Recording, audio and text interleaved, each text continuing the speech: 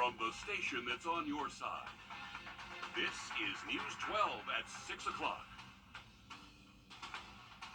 Happening now at 6 o'clock, some severe weather's been moving across our area. We've already seen hail and traffic backups on the interstate today. So, Riley, what else is in store tonight? Yeah, guys, it looks like this severe weather threat has come to an end for us. We're still going to be tracking rainfall across the area over the next several hours, but it looks like the intense wind and hail that we did see just a couple of hours ago, that has since moved away from us. But take a look at these severe weather reports. We had a number of hail reports across the Augusta metro, and even a couple of reports of a few trees coming down across Columbia, Richmond, and even Edgefield County. All these have been driven by this cold front. This is what's showing up and providing us a chance for rain through this evening up until early tonight, and still producing a good bit of lightning, mainly with the severe storm currently over downtown Columbia. But for us here locally around Augusta, light to moderate rainfall just kind of peppered across the region. And this, unfortunately, not going to come to an end until we most likely get to after sunset. So any evening plans, I would definitely keep the umbrella close by. Luckily, just not expecting a strong wind or hail threat with these as we do head later into this evening. But as far as rain chances go, it's not going to be until the overnight hours we do drop those rain chances. And luckily for Friday, not expecting as stormy conditions. So temperatures will thankfully be waking up into the 60s. We'll see afternoon highs generally in the 80s. And then there you go, a stray shower thunderstorm tomorrow afternoon, but definitely not widespread like what we saw today. We'll have much more on the rest of the week's outlook in just about 10 minutes. And take a look at this from about an hour and a half ago. Hail started coming down right here in the metro area. This is just outside our station. The falling ice around the size of a dime, some as large as a quarter. It even slowed down traffic on I-20 nearby. That cleared up by now, but it was slow going, especially westbound near Grovetown and Harlem, where a tree came down, blocking traffic for a while. But you can see the hail starting to pile up there on the sidewalk and the putting green there on the left. Yeah, some of those were pretty chunky, and we're still tracking power outages across the area. Georgia Power says more than 300 customers are impacted near the Bel Air Road area. Their website says power should be restored around 7:30. Tonight, Richmond Academy's football team is honoring the life of Savon Small. The teen lost his life in a drowning this past Monday at Clarks Hill Lake. The Musketeers decided this season to honor number 43 and dedicate the entire season to him. Savon Small was a JV starter, working his way up to playing varsity full-time. Now his teammates are having to prepare for the games ahead without him. We lost a brother in the flesh again, but we gained an angel in the spirit, and one that can get us over some humps that we never may see coming. How do you battle through? You take Savon's spirit of inquisitive, of wanting to be corrected, of wanting to be better, and we take that and we continue with it. And I think that's going to propel us forward to have a great year, for sure. The team planned to have a balloon release for Savon before the weather took a turn, but we'll update you when that's rescheduled. Support on social media is still pouring in. Also today, another deadly shooting in Augusta. A homicide investigation underway now after a man was found shot on 14th Avenue.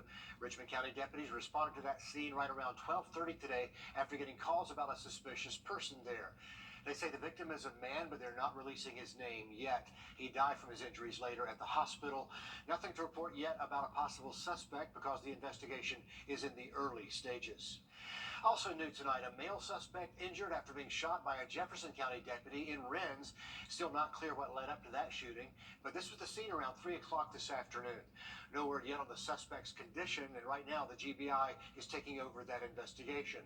Other law enforcement agencies also responding to the scene, including the Jefferson County Sheriff's Office as well as Richmond counties. A teacher at Grovetown High School is accused of hitting a student. According to the school district, junior ROTC instructor Major Cecil Williams was arrested and suspended afterwards. School leaders were notified Wednesday after she hit a student during class, allegedly the previous day. Williams has been charged with simple battery by the Columbia County School District Police. That incident will be submitted to the Professional Standards Commission to review. Williams' bond is now at $1,100. About an hour ago, a house went up in flames on Anderson Street in Augusta. The Augusta Fire Department posting these photos on Facebook. They say they searched the home and no one was inside. We have an update this evening on allegations of jury tampering during the Alec Murdaugh double murder trial. Murdaugh was convicted of murdering his wife and son, and the Colleton County Clerk of Court, Rebecca Hill, is now being investigated by SLED. In a statement sent out just hours ago, they say Attorney General Alan Wilson made that request. Yesterday, we told you Murdaugh's lawyers requested a new trial, accusing the Clerk of Court, Becky Hill, of tampering with that jury. Lawyers accuse Hill of influencing the jury. A judge will have to decide on whether to grant that new trial. Tonight, the I-Team is continuing to dig into allegations surrounding Burke County Sheriff Alfonso Williams. For months, the I-Team has looked into sheriff's spending habits, travel expenses, and allegations of cases seemingly disappearing. And now our I-Team's Will Rio shows us how a Burke County employee's DUI case is nowhere to be found in the court system. More than a year ago, on July 19th, 2022, Deputy Brittany Nelson with the Burke County Sheriff's Office pulls over a vehicle on Highway 25. Hey, good evening. All right, how you doing? Good. Deputy Nelson with the Sheriff's Office. I stopped you for speeding through the construction zone. I went doing 60. You were going 80 when you passed me. The driver of the vehicle is the Assistant Director of the Burke County Rec Department, Robert Allen. When I got up behind you there, you guys were weaving in and out of the lane. Is there any reason you weren't maintaining your lane? Okay. I mean, I'm just asking why. Okay. Is there any reason you weren't able to stay in your lane? Okay. Okay, or yes, or I'm good. okay. Yeah. Okay. Be anything to drink tonight, Mr. Allen? I had a couple of beers, so I'll be home. Allen tells Deputy Nelson he was coming from a party in Augusta and was on his way home. At that time, Deputy Richard Few stops to help Deputy Nelson with the traffic stop. You want to do an eval? Because he admitted to drinking and he was blowing past me at 80, and when I got it behind him, he couldn't even maintain his lane. Deputy Few approaches Allen's car. Sheriff's Office. You got any drinks tonight, sir? Huh? Anything to drink tonight, sir? Some beer. Yeah, that's about all. Robert Allen says he had those drinks about an hour prior to being stopped. He agrees to do some tests to make sure he's able to drive home. Send to some standardized testing for me, sir, just to make sure you're able to drive. Yeah. Okay. You just hop up on it real quick, sir. All right. You sit up on the front of the bumper. Front of the bumper? Yes, sir. That's more comfortable for you. Allen sits down on the front bumper of Deputy Nelson's patrol car. You sit down. Huh? You sit down. Sit down. Sit down. Yeah. All right. It's good. You urinate on yourself? Huh? You urinate on yourself? Well, I needed to use the bathroom, and I did. Okay. Deputy Few initiates several different tests. On my finger, right? Mm-hmm. Now, you gotta follow the tip of my finger, okay? Yeah. Now, you look at it and then you bring your hand straight back to me, okay. All right? Follow my finger, all right? All right. You see it? Deputy Few has to restate the instructions again to Allen. You're still doing it. You gotta follow my finger. You're not following my finger, all right? Okay.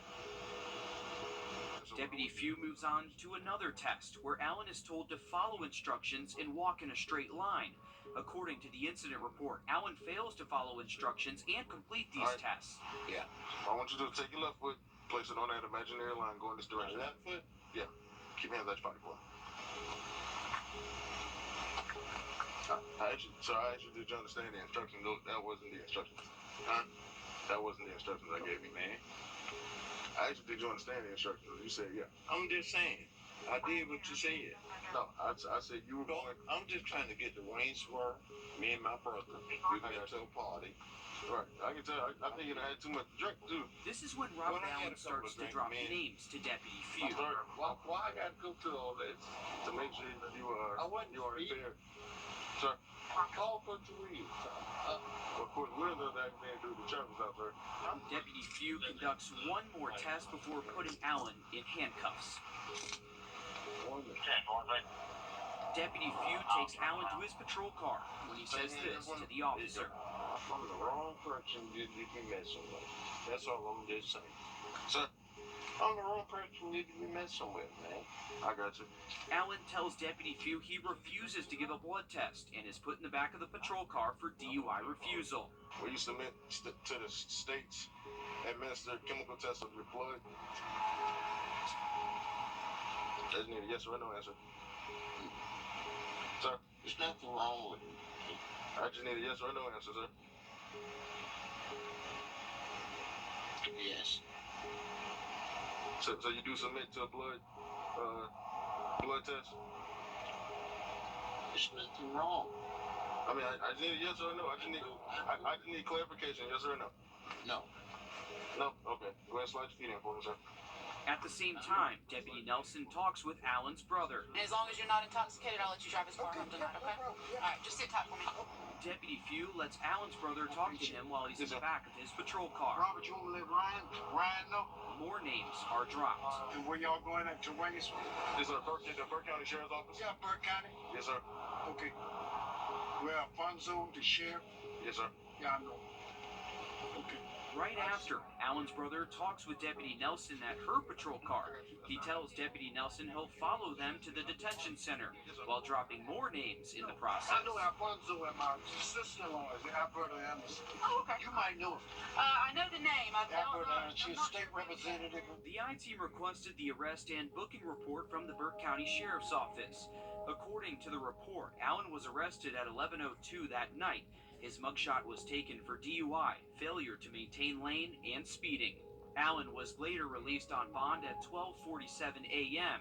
But what the I-team found, the Sheriff's Office is the only agency that has any information on Alan's arrest. The reason for this is because Burke County Sheriff Alfonso Williams didn't send the case forward for prosecution. The I-team obtained a recording from a meeting held with his staff addressing questions of recent allegations the I-team previously reported. There were some specific questions about the DUI. I think you and maybe Ricky Nelson or somebody got upset because helped the guy with the DUI, guy who coaches out here, the rec department. Been there, coached 40 years. And he's coached out of the kid. Yeah, he was pissy drunk. And I didn't send the case forward for prosecution. Yeah, we did take a fingerprints and photograph out of the computer. Let's get sending forward for prosecution. That's an agreement that I have with the solicitor. We checked case management. Nothing shows up for the case number or Robert Allen's name. The I-team went to the Burke County State Court office where misdemeanors are handled. The case manager at the state court office told the I-team this is the first time they're seeing paperwork. They even told us the Solicitor General, Matt Franklin, did not have information on Allen's case. But according to citations the Sheriff's Office sent us, a court date was set for Allen on October 5th of 2022, almost a year ago. Still, there is no record of Robert Allen's case in the court system after more than a year. I'm a social worker. That's what I do.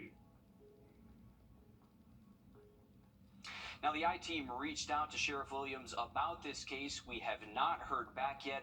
We also called Robert Allen, who you saw in that body cam video. We spoke with him over the phone. He says he does not remember this case, and that was not him. All right, thanks, Will, for looking into that for us. We have been tracking a cold front bringing us severe weather so far today, but we are improving our weather heading into the weekend. We'll have a look at it just after the break. 0.9% APR and no monthly payments until 2024. Plus, get $2,500 purchase allowance when you trade in an eligible vehicle on 2023 Sierra Denali 5.3-liter V8 light-duty models. This place is my home. When I was little, I'd see Plant Vogel every day on my way to school. And today, I'm proud to say I work there. To see a pile of dirt grow into a working nuclear power plant is incredible. At Georgia Power, investments like these new nuclear units will serve our customers with reliable, zero-emissions energy for generations to come. And that is clean energy for a growing Georgia. All right, what do we got? Looks like 64 yards to the pin. About 64 mile/hour winds. Dude, there's no wind. Hand me my 64-degree wedge. What's in with you at 64? Are you 64? .com! We have an update on that balloon release we told you about for Savon Small, the team who lost his life in a drowning this past Monday at Clarks Hill Lake. Tonight, the ARC football team, family, and the community will gather at 6:40 for that ceremony. Originally, it was scheduled for earlier, but that bad weather moved in. So an updated time, 6:40 tonight. Right now, they have his jersey on the field with his number 43 and some other tributes. So we'll keep you updated on the turnout for that tonight at 6:40. But Riley, hopefully those storms have cleared out, so they have smooth sailing for that. Yeah, it looks like there's going to be the chance for... And strangers alike are cheering for Allison Lilly on her journey to recovery. Next at 6 o'clock, we'll tell you how you can join Allison's race.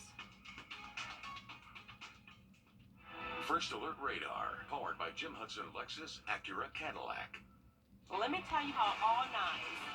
Augusta's best luxury dealer, Jim Hudson, now brings you the best GM brand Cadillac. The best of the best, now open. Jim Hudson Cadillac on Washington Road. You won't find Cadillac anywhere else around, only at Jim Hudson in Augusta. Get the area's best customer experience and Cadillac service. Now you can service your Cadillac with the only authorized Cadillac dealer. Now open. Jim Hudson Cadillac on Washington Road. Experience it once, and you'll never forget it. We did a lot. It's been 2 weeks since the life-changing day for Allison Lilly. She's the girl on the left side of this picture. She's the Greenbrier High School student who's been fighting for her life after a wreck near the school. And now these purple flags have been popping up all over the place. As our Wrdw explains, Allison's race is still well underway. Allison's neighbors have come together to show support for her and her family by making purple flags that say Allison's race on them. All throughout the neighborhood and down this street, you'll see the flags in people's yards, hoping that she'll return home soon. A tragedy, bringing the community together when it's needed most. This neighborhood, this area is just like one big family. It's a call. All night. It's been 2 weeks since the life-changing day for Allison Lilly. She's the girl on the left side of this picture. She's the Greenbrier High School student who's been fighting for her life after... All night. It's been 2 weeks since the life-changing day for Allison Lilly. She's the girl on the left side of this picture. She's the Greenbrier High School student who's been fighting for her life after a wreck near the school. And now these purple flags have been popping up all over the place. As our Wrdw explains, Allison's race is still well underway. Allison's neighbors have come together to show support for her and her family by making purple flags that say Allison's race on them. All throughout the neighborhood and down this street, you'll see the flags in people's yards, hoping that she'll return home soon. A tragedy, bringing the community together when it's needed most. This neighborhood, this area is just like one big family. Deciding to step up and help was simple. You don't realize the support you've got until you're in that unfortunate situation of being in a crisis or having that moment. So far, they have sold 70 flags, but plan on selling more. It's just going to be really exciting to ride these roads and to see the purple flags everywhere. It's going to be really sweet. And these flags have provided support in many ways. And it's not just a financial support at all, but it's more just like, we've got you. Like, we've got you and we're here for you. And you may not need me, but just you know that I'm here. You know that we're here if there's anything that we can do. Now, even more people are stepping up to help. As I talk to people, I'm getting calls or text messages daily to say, oh yeah, we want a purple flag. I mean, even my neighbor's son who lives in Maryland, even he wants to have a purple flag. Now, they wait. We just are believing in the depths of our hearts that Allison is going to be back running our roads, and it's going to happen soon. And we just want to crowd the streets with these flags to let her know that we have been praying and cheering and rooting her on from the minute that we found out. You can purchase the flags online through the Facebook page called Allison's Race for $20 a piece, and all proceeds will go to her family. Wrdw, on your side. That's going to mean a lot one day when she can run by those homes and see those purple flags out there. Gives you chills, but a wonderful way to let that family know everybody's behind them. And they're going to continue selling these flags for as long as people want them. They say check their Facebook page for any updates. In less than 15 minutes, the Columbia County Chamber of Commerce will give their State of the Community address. You can also expect a panel of speakers from Fort Gordon, the school district, the county, and more. This event is open for everyone to attend, and we'll bring you the highlights tonight at 11. And guess what? The votes are in, and you, the viewers, have decided our Under the Lights game of the week will be the showdown between the Evans Knights and the Burke County Bears. We're going to have live coverage from Evans High School tomorrow night. Our Under the Lights coverage for Week 4 begins at 5:30 right here. We're back after a quick break.